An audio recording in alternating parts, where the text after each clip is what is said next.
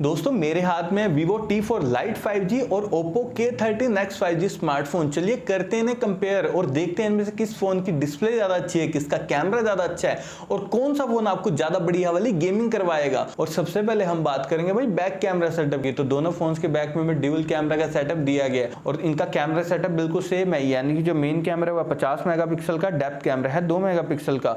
दोस्तों देखिए दोनों फोन्स के जो मेन कैमरा है ना 50 मेगापिक्सल के, भाई अच्छी डिटेलिंग के साथ में आपकी फोटोज क्लिक कर देंगे, उसमें आपको कोई भी दिक्कत नहीं आएगी। अभी आप स्क्रीन के ऊपर वीवो के कैमरा सैंपल्स देख रहे हैं कि यहाँ पर इसके मेन कैमरा ने भाई डिटेलिंग को बढ़िया तरीके से कैप्चर किया है। लेकिन यार दोस्तों अगर आपको पोर्ट्रेट शॉट्स भी बढ़िया क्लिक करने हैं ना, तब तो आपको ओप्पो की तरफ ही जाना चाहिए, क्योंकि इसका जो मेन कैमरा है ना 50 मेगापिक्सल का, भाई वेल ऑप्टिमाइज्ड है, अच्छी डिटेलिंग के साथ में फोटोज क्लिक कर देगा।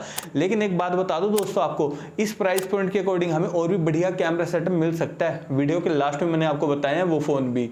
और देखिए यार दोस्तों दोनों फोन्स में हमें सिर्फ 2 मेगापिक्सल के डेप्थ कैमरा मिल रहे हैं जो कि यूजलेस है। अल्ट्रा वाइड कैमरा दे सकते थे, लेकिन वही कॉस्ट कटिंग के चक्कर में उन्होंने हमें अल्ट्रा वाइड कैमरा नहीं दिया। और अगर मैं बात करूं मैक्सिमम वीडियो रिकॉर्डिंग की, तो दोनों फोन्स के बैक कैमरा से आप सिर्फ 1080 पिक्सल तक ही वीडियो रिकॉर्डिंग कर सकते हैं। और वीडियो स्टेबलाइजेशन के लिए दोनों फोन सिर्फ EIS टेक्नोलॉजी को सपोर्ट करते हैं। OIS का कोई भी सपोर्ट हमें दोनों फोन्स में किसी में भी नहीं दिया गया।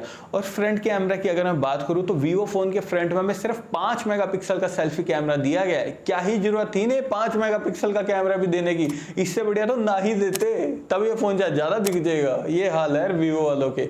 और वहीं दूसरी तरफ दोस्तों ओप्पो फोन के फ्रंट में हमें 8 मेगापिक्सल का सेल्फी कैमरा दिया गया है। तो देखिए यार दोस्तों अगर आपको सेल्फी कैमरा से डिटेलिंग भाई बढ़िया चाहिए, तब भी आपको ओप्पो की तरफ ही जरूर से जाना चाहिए।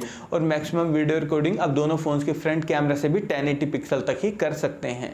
और अब हम बात करेंगे डिस्प्ले की। तो भाई वीवो फोन के अंदर हमें 6.74 इंचेस की HD+ IPS LCD डिस्प्ले दी गई है, जो कि 90 हर्ट्ज के रिफ्रेश रेट को सपोर्ट करती है। वहीं दूसरी तरफ ओप्पो के अंदर हमें 6.67 इंचेस की HD+ IPS LCD डिस्प्ले दी गई है, जो कि 120 हर्ट्ज के रिफ्रेश रेट को सपोर्ट करती है।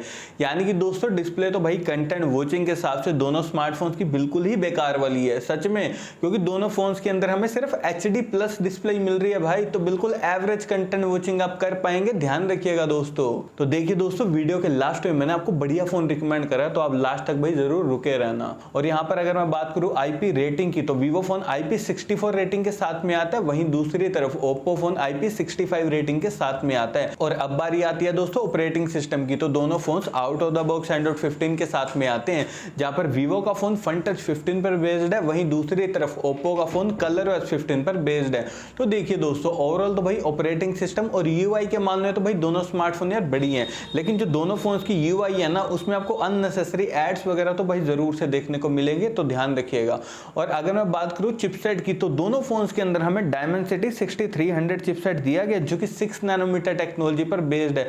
दोस्तों प्राइस पॉइंट के अकॉर्डिंग ये जो चिपसेट है ना भाई एकदम एवरेज वाला है, डे टू डे परफॉर्मेंस और गेमिंग दोनों ही मामलों में प्रोसेसर एकदम एवरेज है। और ध्यान देने वाली बात ये भी है दोस्तों कि दोनों फोन्स के अंदर हमें सिर्फ HD+ डिस्प्ले मिल रही है, तो गेमिंग के अकॉर्डिंग भी ये फोन बिल्कुल बेकार वाले ही है, ध्यान रखना। और दोस्तों एंट्रोइड स्कोर यहाँ पर दोनों फोन्स का आता है 4,20,000 के करीब, जो कि एवरेज स्कोर है। और देखिए दोस्तों इस प्राइस पॉइंट के जितने भी बढ़िया फोन्स है ना, मैंने उन सभी को टैग कर दिया है, व्यू प्रोडक्ट्स के थ्रू जाकर आप उन्हें डायरेक्टली परचेज कर सकते हैं।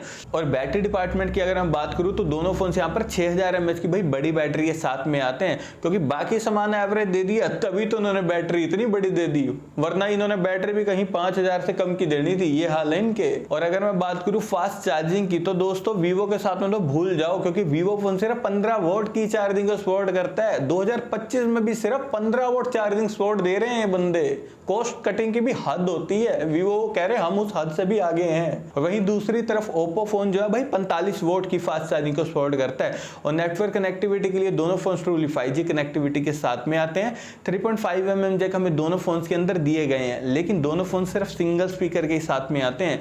और सिक्योरिटी के लिए हमें दोनों फोन्स के अंदर side mounted fingerprint sensor plus face unlock देखने को मिल जाता है। और अब लास्ट में हम बात करते हैं प्राइसिंग की, तो देखिए दोस्तों वीवो फोन के 6+128GB वेरिएंट की प्राइसिंग है 11,000 रुपए, वहीं दूसरी तरफ ओप्पो फोन के 6+128GB वेरिएंट की प्राइसिंग है 13,000 रुपए। और अगर मैं यहाँ पर अपना पॉइंट ऑफ व्यू दोनों स्मार्टफोन की, तो दोस्तों दोनों फोन महा बेकार है, गलती से भी इन्हें बाय मत करना भाई, बल्कि इनकी जगह पर ना भाई आप Vivo T4X को ले लेना भाई, 13-14 हजार में फोन एकदम टॉप की डील है। और अगर आपको ओप्पो का फोन लेना तब आप ओप्पो K13 5G को ले लेना।